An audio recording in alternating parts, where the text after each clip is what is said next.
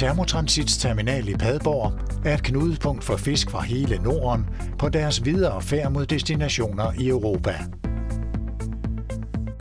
Vores erfarne folk på terminalen står klar alle ugens 7 dage, 365 dage om året, til at tage imod fisken og laster den hurtigt og korrekt om. Fisken læsses på vores forskellige sydgående biler, så den hurtigt kan fortsætte rejsen ud til de enkelte modtagere rundt omkring i Europa. Håndteringen sker inden for ganske få timer på terminalen. Thermotransit er kendt som den ledende transportør af frisk fisk fra Norden til hele Europa. Al transport foregår i vores eget setup. Thermotransit, miles ahead.